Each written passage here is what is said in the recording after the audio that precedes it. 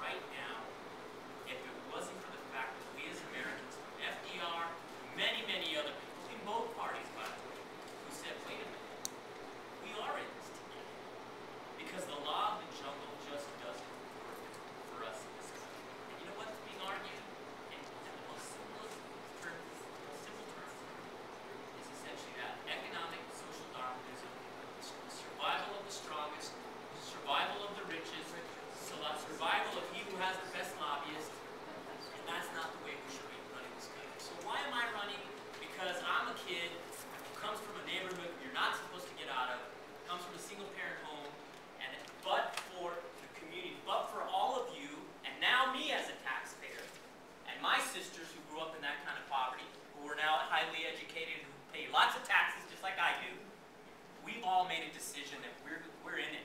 We're here. We're Americans, and we're going to invest in everybody doing better. And so that's what this race is about. That's what this next presidential race is about. That's what the Senate race is about, and certainly that's what this race is about. It's not about the rhetoric. It's not about the partisan stuff. It's about what do we believe as Americans, and what do we believe as Democrats, since we're talking about the primary here. And what are we willing to fight for?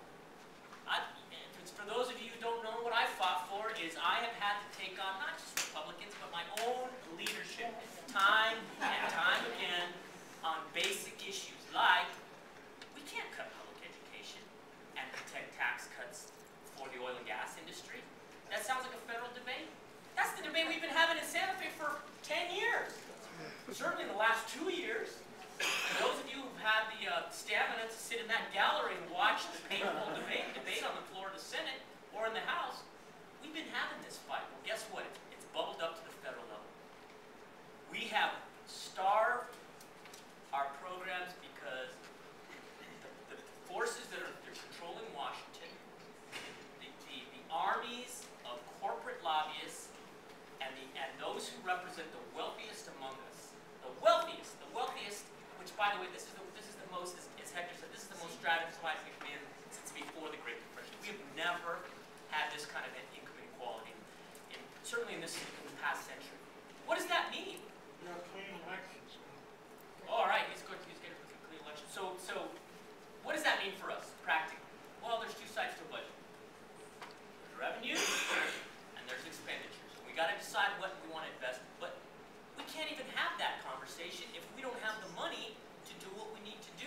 When the Bush tax cuts for millionaires are extended, that means we have to make the choice about how much federal role we can have in public education, whether we can extend early childhood, whether or not we can afford to have Medicare cover some certain programs for certain states. Those are decisions we make before we ever make big policy decisions because the money's not there.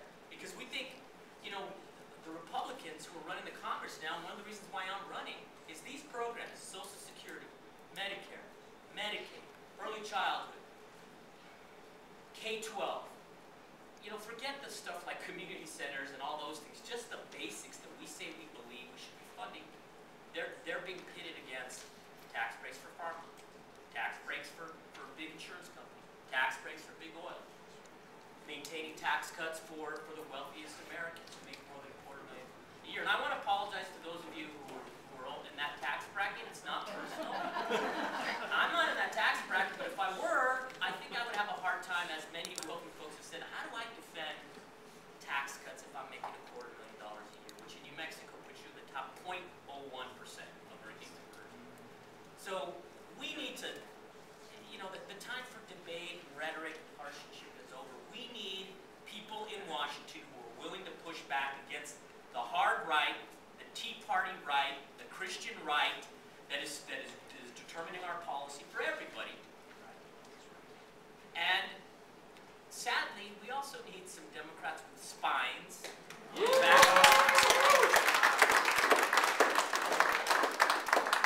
up sometimes to their own leadership. Does that mean you're going to pass a lot of legislation or get the choice committee assignments? Sometimes it doesn't. That's the price you have to pay. But you know what?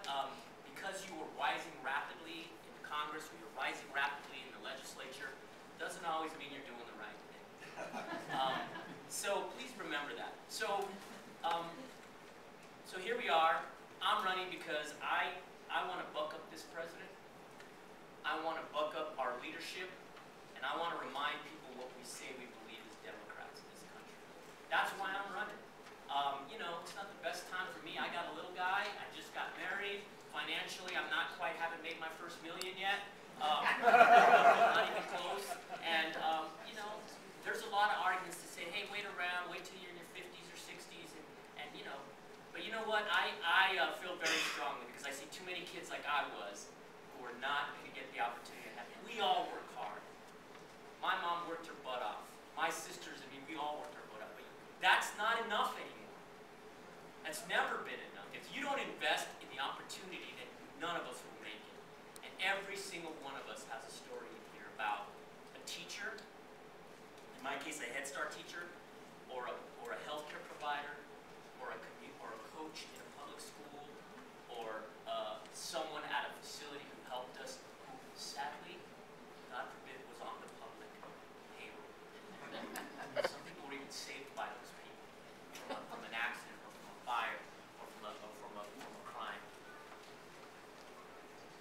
let's talk about jobs for a second. I know Hector talked a little bit about that. You know, what everybody's polling is saying, you got to talk about jobs. Why? Because we're at the most economically insecure point we've been in many, many years. And as Hector said, which I agree with, we sort of allowed it to happen. You know, we have not made the basic investments in building our economy that we need to make.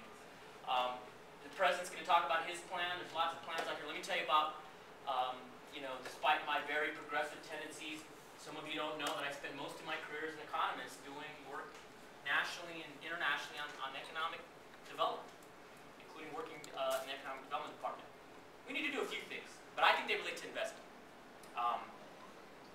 Some people think we can cut taxes, that's going to magically spur development and growth. And so I happen to not be one of them, and I'm not against targeted tax cuts to invest for things like renewable energy investment, targeted tax cuts to sort of stimulate aggregate demand among working class folks, targeted tax cuts perhaps to get some policy goals done. But tax cuts for folks who are making it does nothing for our economies. Sometimes I wish, you know, I'm not saying I was a top student in all my econ classes. My professor, if any were here, would argue with that. But you know what? I sometimes wish I could just get Frank Levy or some of the guys who taught me the basics about economics just to go up to the Congress and explain to them that you cannot grow an economy by gutting government.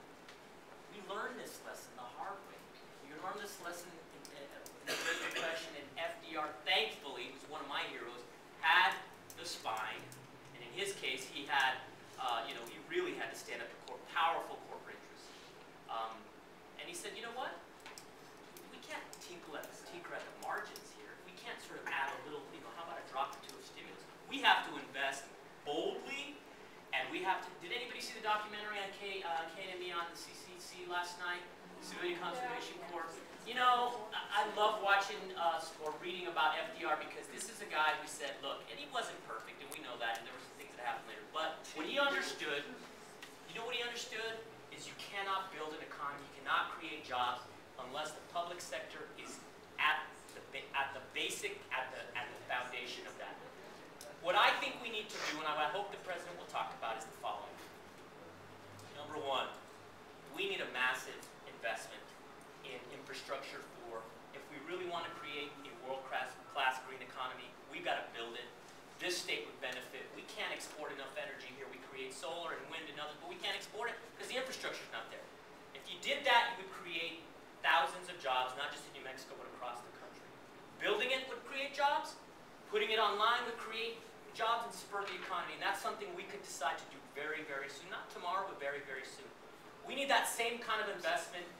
We're behind China right now in the development of our high-speed broadband across the country. We need to, if you want businesses to thrive, if you want people to be able to get to study and to look for jobs and to do the things they need to do, we ought to have a much more built-out high-speed broadband infrastructure across the country. Just like we did with the National Highway System, that ought to be an initiative we talked about. And thirdly, we've got to give people more options. If we really want to save the environment, we've got to give people more options for transportation.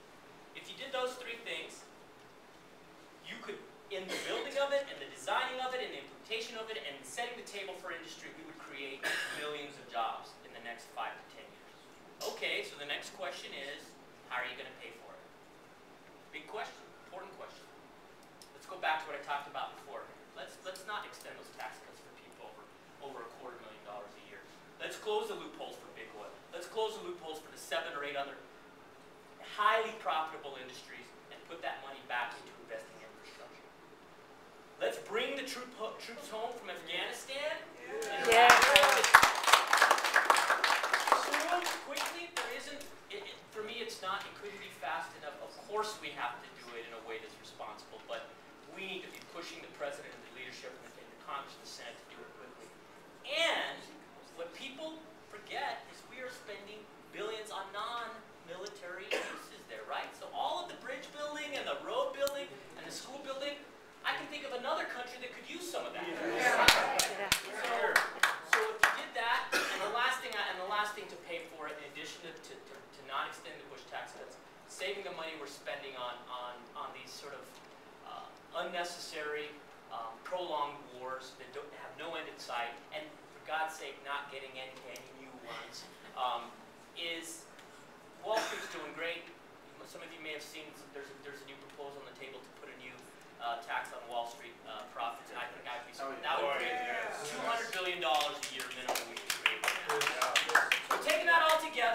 Should we be thinking about the deficit? Of course we should. But if we just took most of that revenue and put it into a major, what I call a Marshall Plan for jobs, for American jobs. You know, we had the political will in the post-war period to do that for Europe. If it's good enough for Europe, it's certainly got to be good enough for the United States and for the American worker. So that's what we need to do. Obviously, a freshman congressman is not going to push that agenda alone. If I can just be a voice among many who starts to push for real change, for bold change, for bucking up our own Democrats, for bucking up the president, then I will feel like we've done something really, really important. The last thing I'll say is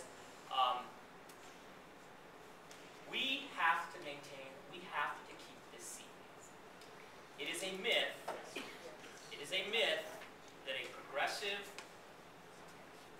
public good-oriented, common good-oriented, we're all in this together Democrat cannot win this seat. That is a myth. Do not believe it. I always like to remind people I had an identical voting record to Martha Heinrich on City Council. We can win this. We can win this seat, and we can hold this seat if we do the right thing by most Mexicans and most Americans. I have fought since the day I entered public life to do what was right for not the special interests, but for working people. And any of you who know me, you know that. It wasn't always easy. I took some powerful people on, and I didn't always win those fights. Some of them are surfacing again. I'll tell you, you know what, I will keep doing that. Now, if you want a wallflower, if you want a pragmatist, if you want to go along to get along Democrat, if you want a Republican light, I am not your guy. I'm not your guy. Please don't vote for me because you're going to be disappointed. But if you want somebody who's going to go up there and say, you know what, standing with guys like Raul Grijalva, standing in the great tradition of Paul Wellstone, standing in the tradition of investing in people like FDR, that's what I promise I will do, and that's what I've done my whole political career. If that's what you want, please help me get there. If it's not what you want, I think you have a couple of other options. So, thank you very much.